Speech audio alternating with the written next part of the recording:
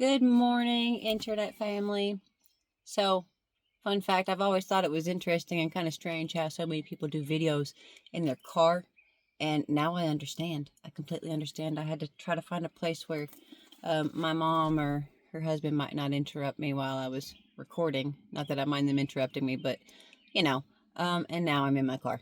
So, today, I didn't bring my devotion or any of my normal morning stuff with me to my mom's, and I've been here since yesterday. So the Lord's led me to Matthew, and I've been reading 21 and now 22. And what he's got me talking about is Matthew 22, 1 through 14, the parable of the wedding banquet. So I'm going to read it to you, and we're going to talk about it. Once more, Jesus spoke to them in parables. The kingdom of heaven is like a king who gave a wedding banquet for his son. He sent his servants to summon those invited to the banquet, but they didn't want to come. Again, he sent out other servants and said, "Tell those who are invited, see, I've prepared my dinner. My oxen and fattened cattle have been slaughtered and everything is ready. Come to the wedding banquet." But they paid no attention and went away, one to his own farm, another to his business, while the rest seized his servants, mistreated them, and killed them. The king was enraged, and he sent his troops, killed those murderers, and burned down their city. Then he told his servants, "The banquet is ready, but those who were invited were not worthy. Go then to where the roads exit the city and invite everyone you find to the banquet." So those servants went out on the roads and gathered everyone they found, both evil and good. The wedding banquet was filled with guests. When the king came in to see the guests, he saw a man there who was not dressed for a wedding. So he said to him, "Friend, how did you get in here without wedding clothes?" The man was speechless. Then the king told the attendants, "Tie him up hand and foot and throw him into the outer darkness, where there will be weeping and gnashing of teeth. For many are invited, but few are chosen." I can't say that I've always understood that passage. As I've grown closer and closer to the Lord, and as I've studied more and understood more, I can read the same passages that I've known for some of them my entire life and some of them for many years, and I can finally get an understanding of it. Like, I've known this story for a long time. I've even had what I thought was an understanding of it for quite some time now, and now I really get it. So, the kingdom of heaven is like a king who gave a wedding banquet for his son. His son's Jesus. And, I'd say it'd be safe to say that the Israelites were the first ones invited. But then you think about the other people who were invited. There's this big fancy dinner. Imagine being invited to a big fancy dinner, and the person who's throwing the dinner isn't the one inviting you. It's his servants. Or he's invited you, but he sent his servants to tell you. And instead of going, you choose to go off and take care of your own things. Now, what does that look like applying it to our lives today? That looks like the Lord calling us to do something, to be a disciple, to do something with our lives, to give our lives to him, to serve him, to love him in action. And instead, we think of ourselves.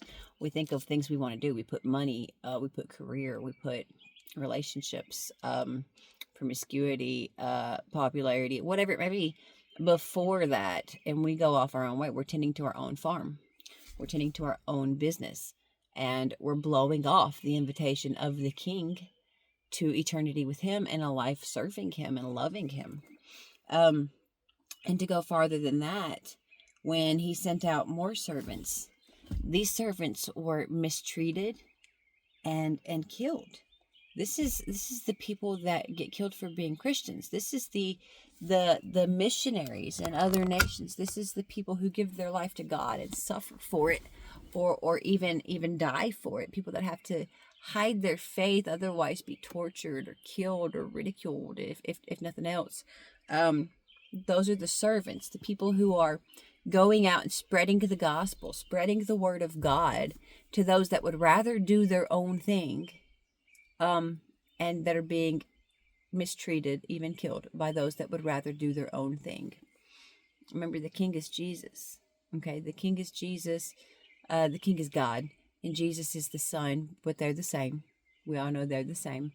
And we are the people that are being invited. What are we doing with that invitation? Are we mistreating the people inviting us? Are we blowing them off? So it goes on to say that the king got enraged when his servants got mistreated and killed.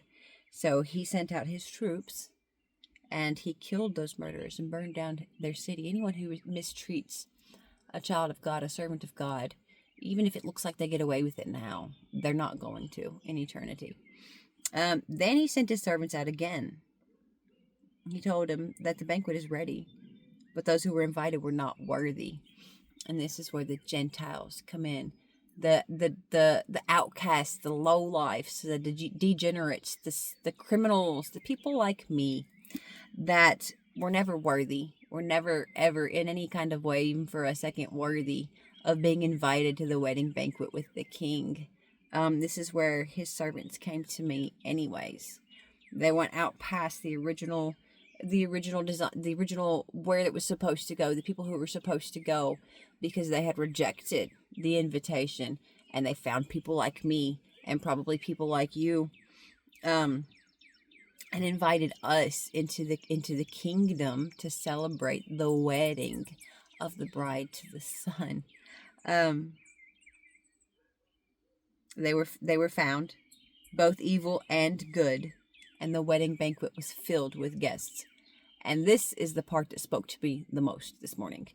So we all know that Jesus comes for the lost, that Jesus comes for the sick and all this. And that's where people like me come in. You know, I was lost, I was sick, I was wicked, all these things. But here's the part. So we know we're invited, and we know that we can go. We have access, and we go. But then, when the king came in to see the guests, he saw a man there who was not dressed for a wedding. So he said to him, "Friend, how did you get in here without wedding clothes?" And the man was speechless. So what does that look like? So when Jesus brings us into his fold, his blood makes us white. We are dressed in white. The Father sees us as his Son, dressed in white, shining and righteous, right? But if we continue to live the way that we lived before he redeemed us, if we continue to live in our wretched ways, we're clothing ourselves in unrighteousness. We are clothing ourselves in sin. So we walk into this wedding because we've been invited to this wedding banquet. We are invited into fellowship and communion with the Lord, into a life of serving and loving the Lord. And we continue to do the things that we did before. We continue to think the way we thought before, to allow ourselves to feel and react and respond all the ways we did before, to have the same relationships. Whatever it is, all the sin that we were in before remains. We don't actually change our clothes to go to this wedding banquet. So we're there. We accepted the invitation, but we refused to, for lack of better words, I'm going to say conform. But it's not really what it is. It's allowing ourselves to be transformed. But in this, to fit the storyline, it would be, if you go to a certain banquet, a fancy banquet, you are expected to adhere to some kind of a dress code. And if you don't, it's disrespectful, and you don't actually belong there because you don't have the heart for it, right? So that's what's happening here. We're coming into the kingdom. We're coming into the king's presence, but we're not actually respecting him or honoring him enough to change our clothes. So the king sees this, and rightfully so. He feels some type of way about it. It says the king then told the attendants, "Tie him up hand and foot and throw him into the outer darkness, where there will be weeping and gnashing of teeth. For many are invited, but few are chosen." So what that says, what that's telling us, is that we can get in. We are all invited. We can all come. But at that point, it's up to us whether or not we are chosen to stay. Whether or not we get to stay is up to our decisions and our actions and what we do.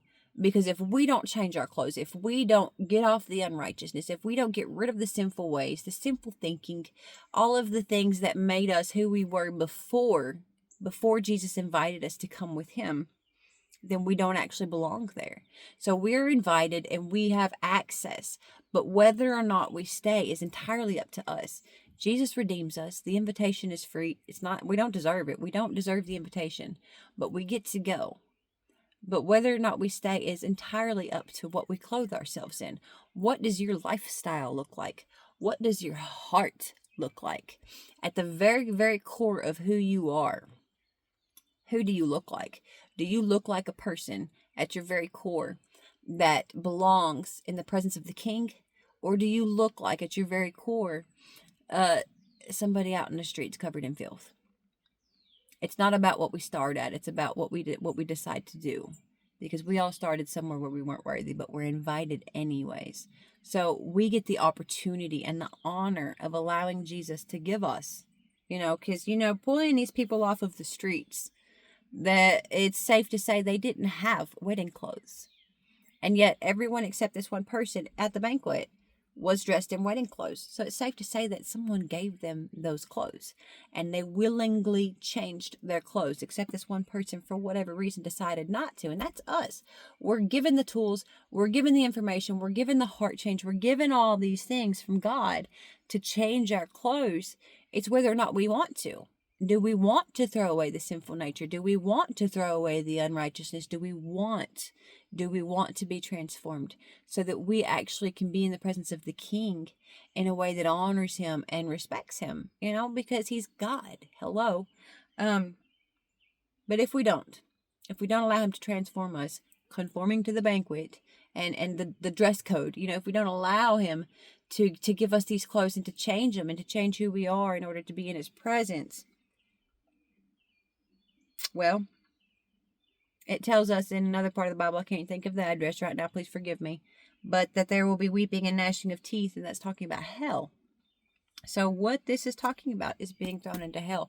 And what that's actually saying is that this banquet is not just, a life here on earth or an event or a church gathering. This is eternity. We are being invited into eternity with the Lord. That's what this is all about.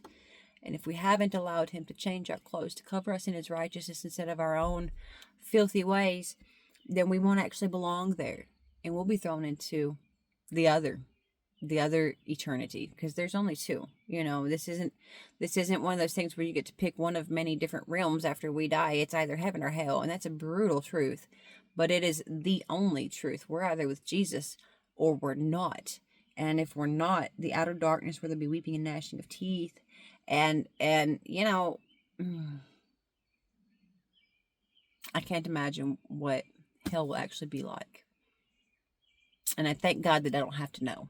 I don't have to know by experience what that's going to be like, because I'm choosing to allow him to change my clothes. It doesn't mean I ever actually belonged. It doesn't mean that I earned anything. It doesn't mean that I fit in because I did anything. That means that he invited me off the streets. He invited me, even though I was one of the evil, not the good, and invited me in. And now I'm going to allow him to change my clothes. I'm going to allow him to cover me in his righteousness, and I'm not going to take it back off. So we've all been invited, but I want to be chosen. I want to be chosen. And it's not something we can earn. It's just what we give him and what we receive from him that makes us chosen. So, my encouragement today is to think about your clothes. What are you wearing? What are you wearing? Do you have the clothes for the wedding banquet? You've been invited and you went, but now are you dressed for the wedding banquet? Is your attire going to lead you into being one of the chosen ones when the King comes into the banquet? That's all I got. You guys have a wonderful Saturday, and I love you all.